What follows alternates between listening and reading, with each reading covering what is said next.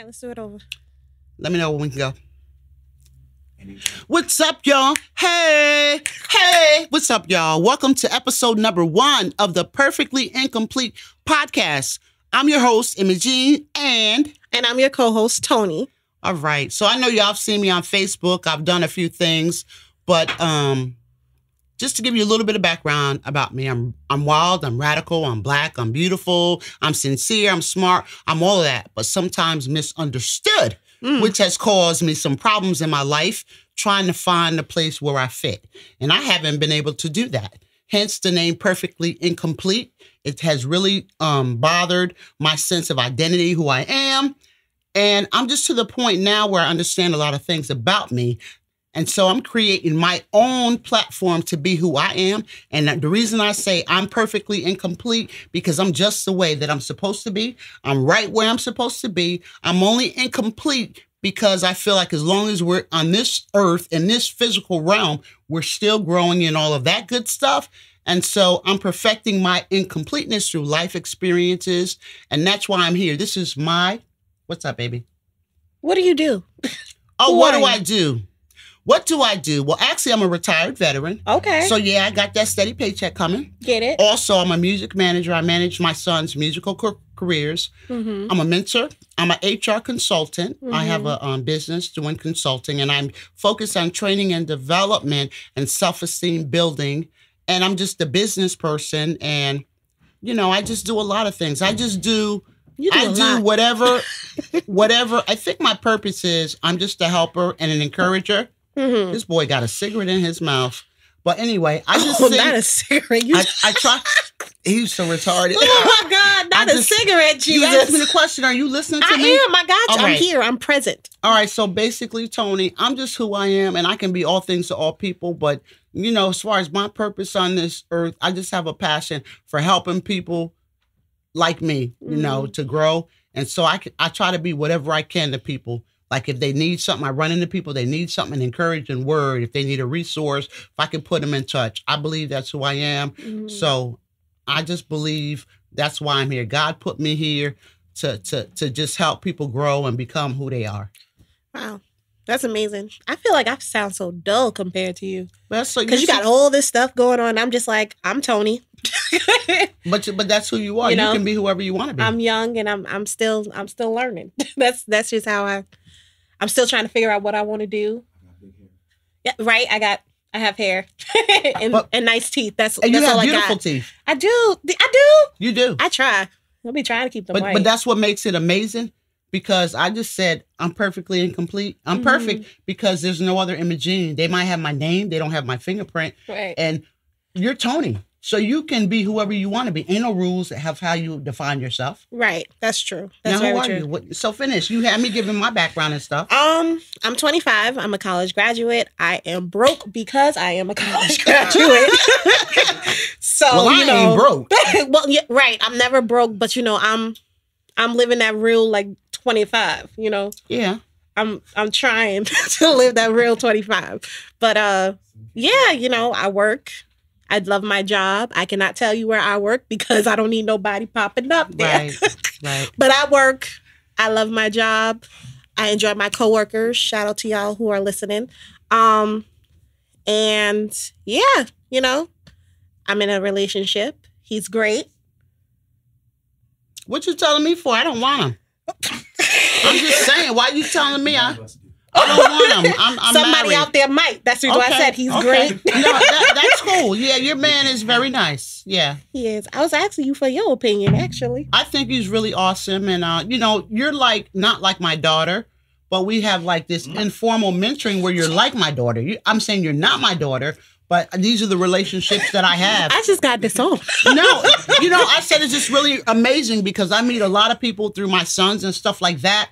And you guys will hang out with them, and then their mom is in the mix, and I'm bugging. And then they're like, oh, your mom is just so cool. So I get in a relationship, and I think that's how I met you. So I'm saying you're not my biological daughter, but you're like a daughter to me. I'm the daughter she wanted, okay? No, she just wanted to be the daughter that they have. But anyway, let's get into it. Is there anything else you want to...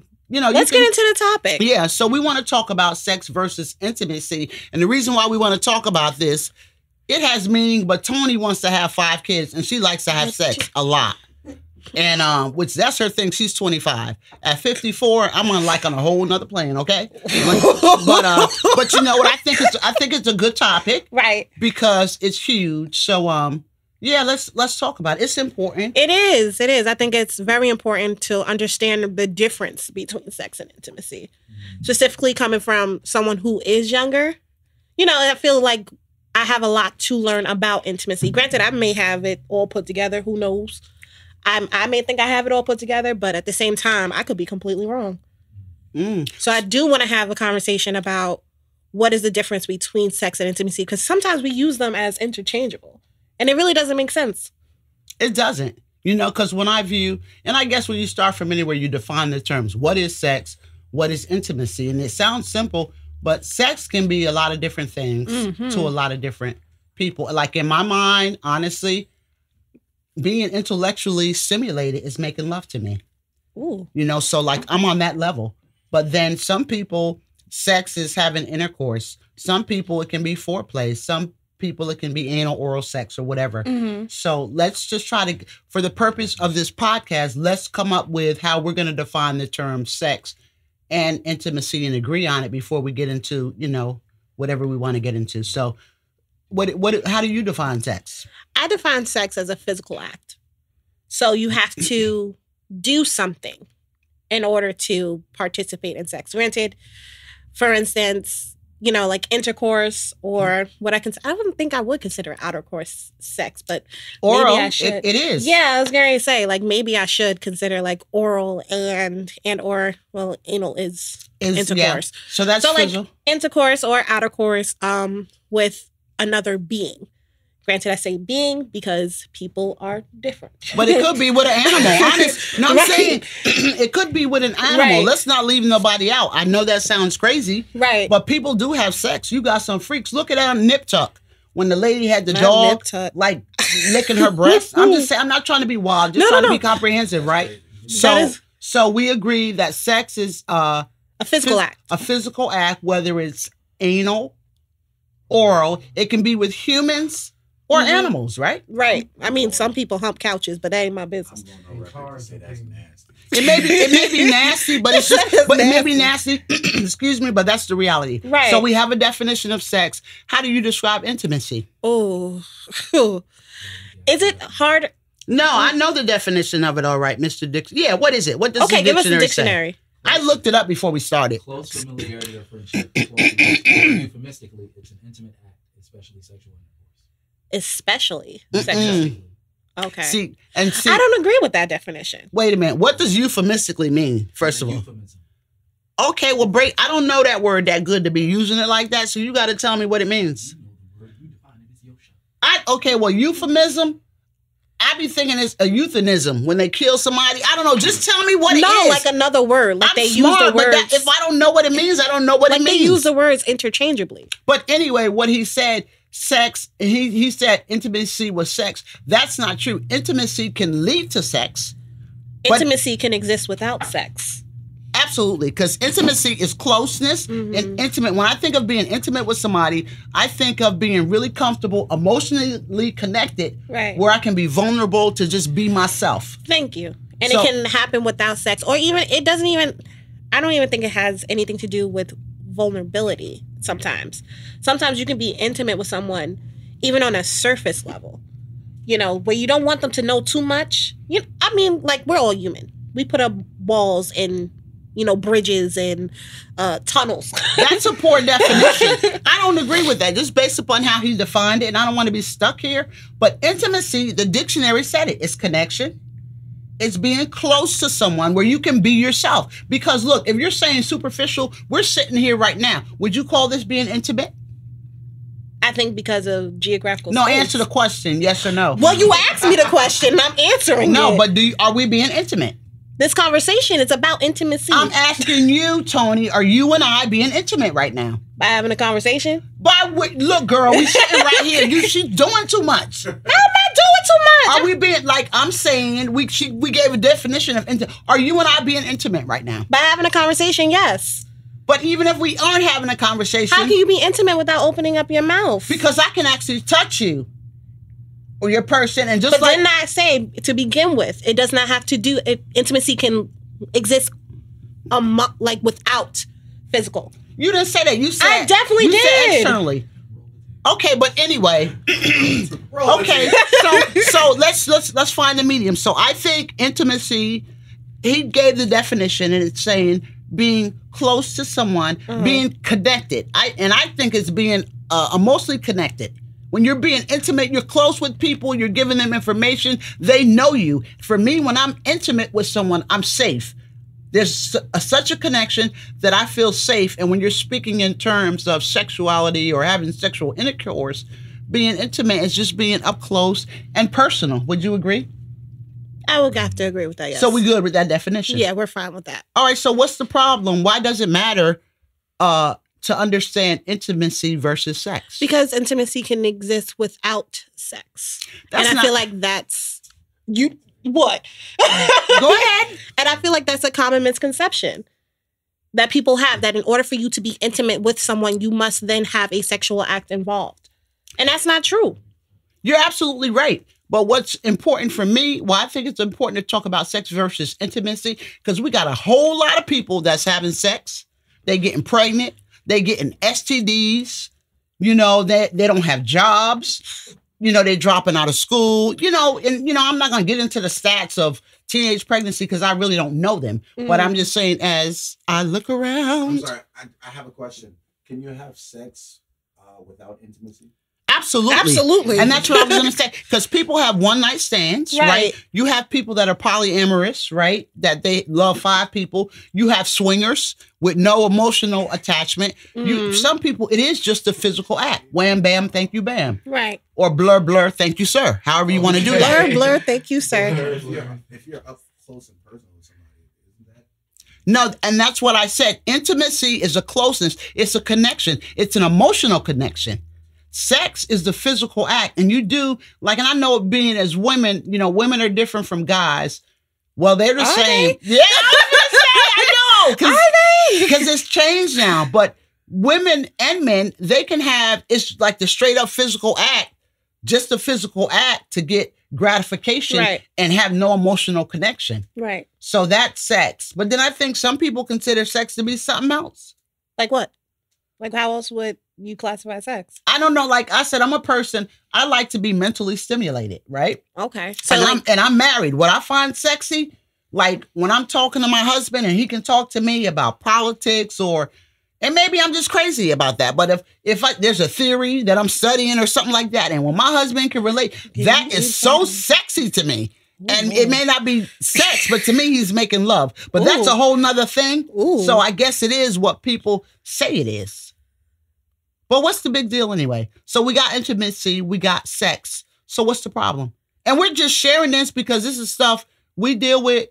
But I think a lot of us females have a lot of issues that stems from this thing. Right. Mostly sex. And I ain't even going to say y'all want to be intimate because I don't know. I wouldn't even say that people don't want to be intimate. I feel like what happens is that what had happened was. What you laughing at? Because I'm thinking. You've been drinking? I have. Oh, okay. Oh, yes. I'll drink to that. Giggle juice, for real. So what was I saying? You were saying that. What was she saying, y'all? You were saying that you feel like. Oh, yeah. So I don't feel like it's. When we're talking about sex and with women, I don't feel like there's not a need or a want for that intimacy. I just think that we are just throwing the word out there like too much. Like, let sex be sex and let intimate behavior be intimate behavior. So and stop trying to, trick people into, you having sex with, into being intimate with you. So what's your take? Do you think... No, go ahead. I just got a question. Do you think that sex should always be an extension of intimacy? Ooh. Can I answer that? You go ahead. Lord, forgive me, Jesus. Yeah, don't judge me. You can if you want to. but I think it just depends on the people involved. Like people play sex games and they put roles and I'm the fireman, you're the policeman or whatever the case may be. And if people, the way they express their intimacy, whether they role play or whatever, some people, you know, they may tell their partner, their spouse, they're in an intimate relationship though. And another part of intimacy is when that dynamic is reserved for one person. Right. It could be, but that's the way I look at it. For one person, even if you messing around, and I don't condone that, that's a whole nother thing. But when I think about the true sense of intimacy, thinking about you reserving that for one person. So what you asked me again? So do you think that sex should always be an extension? No. Or an expression, I guess. I don't think so. Because it was my turn. Because some, all right.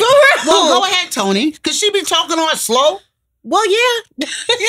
Just a thing. Right? Well, I can't put stuff out there and then take it back later. I'm not going to backtrack with that. Excuse me? So, no, You I don't heard? think so. I think sex can exist completely outside of intimacy, specifically because you do not need to have an emotional connection to someone. You are just, you go back to the 90s and say duking. I don't know what that means. But, and you don't have to. But, Duking is crazy. you don't have to, but you know what I think too? I think because there's intimacy, that you don't have to have it to have sex. Because I can remember back in the day, you know, you do quickies or whatever, you know? Not quickies. No, I'm just saying, if you're in an intimate relationship with a person and you guys are emotionally connected, you're friends and stuff like that, you might come home at lunchtime and say, look, babe, we ain't got time to be doing all that extra stuff. You know what I'm saying? Look, Get it out. And so, but that's not necessarily a bad thing, right? No, I think that, I don't know. But you also have the relationships where they don't have sex, but that connection is still there without the sex. Absolutely. So that's why I say we need to stop using it interchangeably. Because like with the definition that Courtney gave us, they use intimacy as a euphemism for sex. Look, y'all keep using this euphemism It's word. another and no, word. because I don't know what that means. It's another word. Another word. Like another word, like another saying. Yes. You say it's a Is it more, like it's a more mild way of saying something that's usually brash or harsh. Is it Right. like a more, what's that word? Like you A know how, like, metaphor? they Is used it to- like a metaphor? No. In a way, it could be used like a metaphor if you say it. Look, why can't I you want just to go pick as far another as a word? metaphor. But anyway, You know how, don't like, use that word because I don't know what it means. Okay, so you know how like Can you tell them not to use? I don't know what it means. all right, so we won't use euphemism. Well, find another word. What is it? I said it's a more mild way of saying something that is usually brash or harsh. Yeah. Okay. So instead of So saying instead of we effing, We're making intimate. Yeah. Okay. Instead of saying you a hoe, you know, you're Loose. loose. Okay. So, and for me, and I see there are differences, and I think why it concerns me being a woman, and I have a passion for women and the things we share in common, but I think why it's so important for sex and intimacy to be distinguished, because there's a lot of women, especially young women, you know, people my age and older, they have experience, and you know, it's like we're supposed to affect our generation, but inspire the next generation. You Okay. understand? Right. And so when I look at it, like there's like a lot of young women that are having babies, and they're not prepared. They're not prepared financially, emotionally, psychologically, but they're doing it. You know what I'm saying? But why? I don't know. Like if you think about it, let's think about these women who you say are out there who are frivolously having sex. Because it could be because they just like sex. Right. But what happens? They're having sex for the physical act, but then they get an STD, right? well, that's real intimate. No, it is intimate with the body parts and the bloodstream and the lymph nodes and all of that stuff, right? No, you get an STD, and especially you just take it to the worst. You know, you get HIV or you get AIDS. And a lot of people, it has happened one time. You know, and there's other ways to catch these viruses, but you know what I'm saying? One time, these people were having sex, it's too late. Or even in the case where a little young girl has sex, she's in the 9th grade in school, she gets pregnant. You know, and just the problems that stem from that. Right. Or what about what really bothers me is why I would like for people to know the difference between sex and intimacy, and it's a personal thing. Because, and I know a lot of times it used to be women, we're Philly, we're very emotional creatures. And I know the way I was raised, sex, when you have sex, you really love that person. Right. That's the person you want to be with. You had sex with the person you was going to marry. Yeah. At least that's what I was taught. Right. Right. You save the chocolates. You save your chocolates for, your special gift to give to someone. That's what, Save your chocolates for when it's Valentine's Day. For Valentine's Day. But it is problematic because I don't know, like women, we're a unique species and I care about us because I'm a woman, but I think that's the source of a lot of our issues because, if you look at a lot of women have men too, but we're women. So that's what's important to me. But, and it's good for men to know this too, but a lot of women, a lot of us share in being sexually abused, right, or molested, and the impact that it has on us. Even if it's happened to us as a kid or older people that have been raped, because that is sex without intimacy, like when you rape somebody, right? And I think of the far-reaching impact that it has. Because when I think of, when I think of somebody doing something to me that they shouldn't have done to me, and especially I'm younger and didn't really understand what it means. And now I get older and I think about this person putting their mouth on me in nasty ways and all that comes with it. Or I think about this guy I was in a relationship with who I really loved and gave up my cookie. And I meant nothing to him. It was like he hit it and then the next day he didn't call me or whatever. I just know the impact that it did to me. Yeah. You heard? Question in the audience. I did. Yeah. Yes. Isn't that, I know it's. Is there two questions? Is there such thing as positive and negative intimacy in like the example that you gave? That's a good question. The example that you gave of like being molested or whatever. Isn't that still intimacy because there is a connection there? It may not be a healthy connection, but and negative. You gotta wait, Tony. Why don't you respond to Positive this? and negative intimacy. I have never thought about intimacy Me that either. way. Thank you for that, but. That is the wine. different. It's the wine. Oh Lord. How much have you had? That's a really good question. Positive and negative, and I think, well, when you put it that way, yes, I do think that is possible for you to, in a case of a sexual assault victim, I think that would be considered as negative intimacy, obviously, because it is not mutual. So I guess in a sense where you're talking about positive and negative intimacy will more so go up under that mutual connection as opposed to that one-sided, that unrequited connection between two people. How can I? Let me interject. Excuse me, because after marinating on that, when he says, can it be positive and negative? I think it can be negative intimacy in the case where people are codependent upon each other. Oh, I you didn't have even think two about people, that. they know they're no good for each other. They're toxic. They're is toxic, good. but they're connected sexually. That sex is so good, right? And you ever seen people, Been there. they're just, they have the chemistry, right? But they know they're no good for each other. They make each other worse. So in the sense, it's like they're feeding off of their codependency and the sex is crazy. And they know, so in a sense, to me, that can be negative intimacy. They have this closeness when it comes, excuse me, to this physical exercise of engaging in coitus or however you want to say, they're getting it in. You know what I'm saying? And that person knows this person and this person knows that person. So they're very intimate. They're very comfortable with each other. They're swinging from chandeliers. They're doing all kind of stuff, wearing Batman suits and Wonder Woman and swinging from but being really chandeliers. comfortable. They have that connection. But yet, when you look at them as far as a partnership or a couple, they don't add anything to each other's life. They're just toxic for each other. So I think that could be negative intimacy. Another question.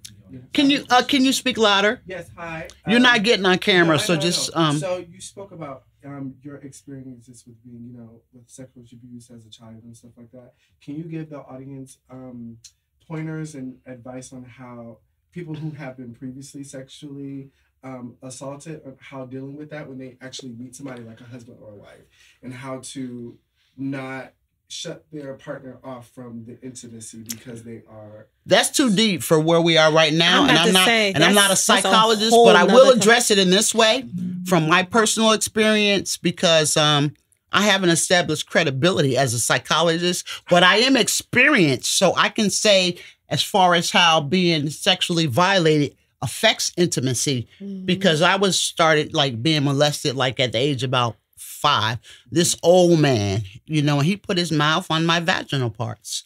And, this is happening. He was an old, dirty old man that smoked Pall Mall cigarettes too, But how does it affect?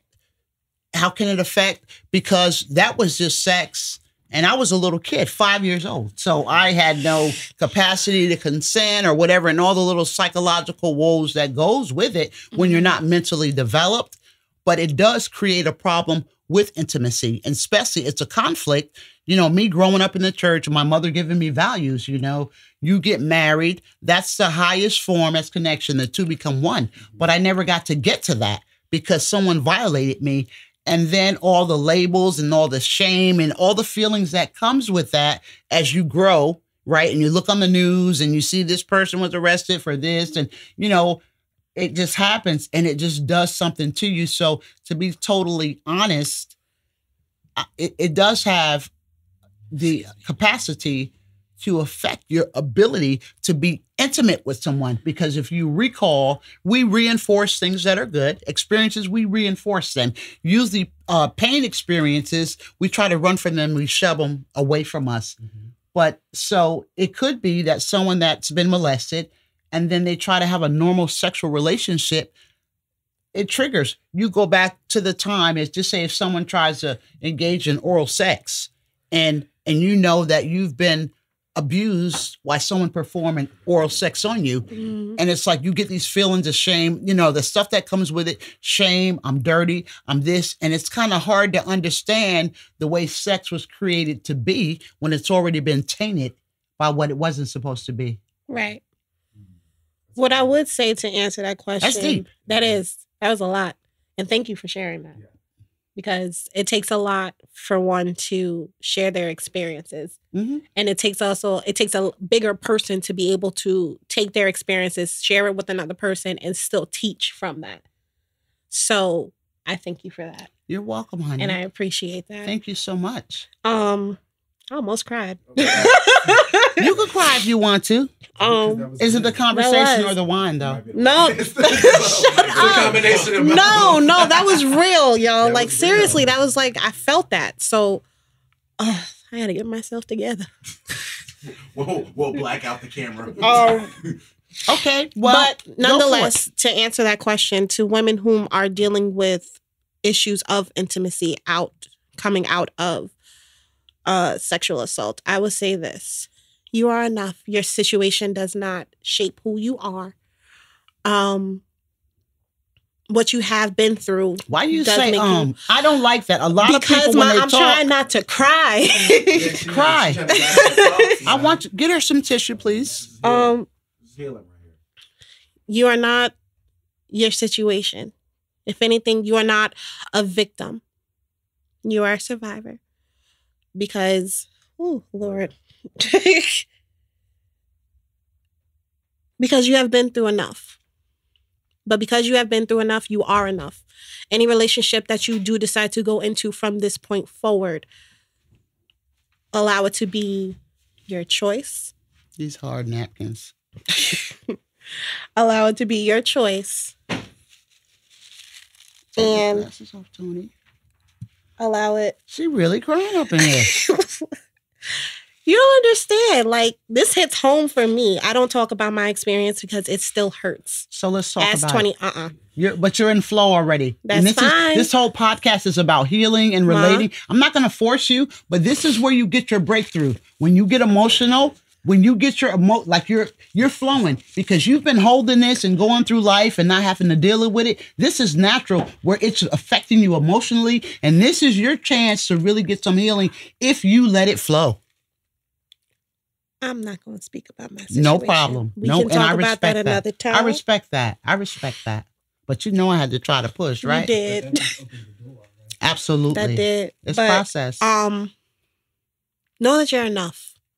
In any relationship that you go into this point forward, they will be not lucky to have you. Because if you decide to go, they're still, you're just as lucky. Understand that. You don't have to get into any type of relationship that you don't feel comfortable being in. You don't have to stay in any type of relationship that you don't feel comfortable being in. Because you feel like nobody else is going to love you. You're enough. You're always going to be enough. And actually, you may be more to another person. Just know that. Okay, I want to flip it. That was beautiful. Oh, sorry. And that, I can't even touch that. But I got to flip the other side. Yeah, and you are enough, to reiterate. And to be honest, I have to watch this because, our ways of thinking is different. So we're in two different places. And I get her, she's on the affirmative side of saying if someone has been in that situation where they have been violated and it's affected them, right? How they see themselves, their self-esteem, to just say, hey, you're enough. And I honor you for that. And I really connect with that because I've struggled with that. Here I am, 54 years old, and it took me to my 40s to really get there. So I thank you for that. And with that, I want to flip to the other side. We live where people, these alternative lifestyles, people have the right to live the way they want to. And to me, it doesn't matter whether you're gay, you're straight, whatever you are. But my question would be, why would you settle for sex when you can have intimacy? Because that's deep. And people can say, like people that mess with married men, they can say, I don't want to wash his clothes. I don't want to do all that. But by virtue that you would be second to someone who's committed to someone else is a flag that something is wrong. Or if you're dealing with someone single who you're making booty calls with, and that's cool with both of y'all. Excuse me. You live your life, but the way you want to, and people can justify it and say, I don't want no strings attached. It's just physical. But, I pose this question, why would you settle for that instead of intimacy? And women, you got a man banging on your body. You got to realize our organs are on the inside. Mm-hmm. A man's is on the outside. So when we're just letting somebody just sex us and just beat us, they're just beating down our organs with no intimacy, a physical act. Why would you settle for that? Because for a lot of people, that's always been the cycle. And for a lot of people who've been through certain things, that's all they know. We just said that. And I understand that. For a lot of people, and she just said you're enough, and she didn't go into it. Accept that. For people have been sexually abused, and people have been raped, and people that are like these families in Utah, these cults where you have these men that they breed just with women and they just take them and stuff like that. I get it. When you have that kind of lifestyle and that's what you're used to and that's what happened, it becomes the norm. But what I'm saying to whoever I'm speaking to and whoever I'm listening to, for someone who's never been abused, or even if you have been abused, but if you haven't, and if somehow you in this new millennium, and if you sagging or you ragging or you cleaving or you treeving, whatever you doing, this generation, why would you, the physical act of it? I mean, I need a response, and you guys can interact with us. Please leave comments, because this is something, it's a rhetorical question to simulate thinking, but why settle for less than the best? And when you're getting sex, just a physical act, you're not getting anything that's enhancing your spirituality or your growth. You're not getting anything. If anything, you're just piling up more stuff that's going to hurt you. Take it for this. And I know I'm older than you, so I've had some experiences.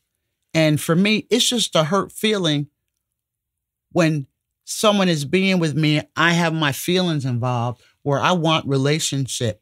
And intimacy is about relationship. Mm-hmm. But when it's just about sex, like you said, it doesn't have to be intimacy. And to me, that's the worst feeling in the world. I know for me, I just think it made me feel worse. I've had experiences where I've engaged in sexual activity with someone, and then I may have seen them and they act like they don't even know me, or I see them with somebody else, or I see them laugh at me or tease me. And that's the most hurting thing in the world. It's like, that's the most intimate, the private of privates for me. And what it, I don't know, just for me, the shame that comes with it. I mean, the shame, the hurt, like, I can't even look in a mirror because I feel so shame. And then I keep playing it out like the physical act itself of how this person was with me last night or last week. And then how I seen him with this other person and this and that. And I mean, it just does something. It does something to you. And the reason I asked the question, well, why would people settle for just sex instead of intimacy? And you got a lot of people, that's all I want, this and that. But at the heart of the matter is something wrong with that. Would you agree? I mean, I'm not going to tell somebody that they're wrong for how they feel. No, you're never wrong how you feel. Right. But let's say that's not healthy. Right? Yeah, I would say that. I don't think that it's healthy to just be like, oh, I just want sex. Hey, y'all, I'm back. We're back. We had to take a break really quick. And we're talking about this intimacy and sex thing. And people are going to view it for how they view it. Mm-hmm. But, like, I have a heart for the ladies, right? I know what I've been through. And I've met a lot of beautiful ladies, right? And it's just the far-reaching effects are so tremendous, and that's really my passion. And if so, I want to say to you, if you don't want intimacy and you just want sex, go for it. But I want to say to each and every woman out here, you are beautiful. You're beautiful. You're beautiful for just who you are. Your past don't define you, and you deserve love. And I'm saying to men, too, it goes for men too, because it could be homosexual relationships, right. And who am I to judge who's being with who, right? You could be heterosexual, homo, polyamorous, whatever the case may be. Everybody deserves to be valued and respected. And if you like wham bam, thank you, sir, ma'am, that's fine. But I'd say to realize your highest self, in my opinion, based on my beliefs, right? And I respect mine, but still be valued, because know your worth. Be first. Intimate. At least be. If you just like the physical act, don't settle for that. Let them stroke your ego, tell you how beautiful you are, how smart you are. Hold your hand, just look in your eyes. Make love to you without talking to you, right. And not just banging you, pulling your clothes off, ripping it off, and putting their poison inside of your body. When people are loose like that, when they're doing you just physical, they're doing somebody else. And you sleeping with everybody that they're sleeping with. And you should feel special. You're not a commodity. And so everybody that they sleeping with. Absolutely. Mm-hmm. So that's my take on today. And Toni can say what she got to say. But I think sex is beautiful. I think it's more beautiful with intimacy. Right. And everybody wants to be with somebody, but don't just be don't just be something letting somebody just bang you and just get up on you and do what they do to you and just to release their pressure. Don't just be a box. Yeah, the two of you become one, man, and it just messes you up, in my opinion. Right. So I'm just gonna say this, not to reiterate anything that you said. You go ahead, baby, do you? But I'm gonna say, because I'm doing me. You better. Do you? If sex without connection is your thing, go ahead, do it, and make sure you do it well, at least. However, if you do yearn for intimacy, look for that first. Before you think about sexual attraction, before you think about physical, look for intimacy first. Excuse me. Girl, you got snot dripping everywhere. I tell you, as soon as those tears started falling, don't let that touch my table. I will not let it touch your table.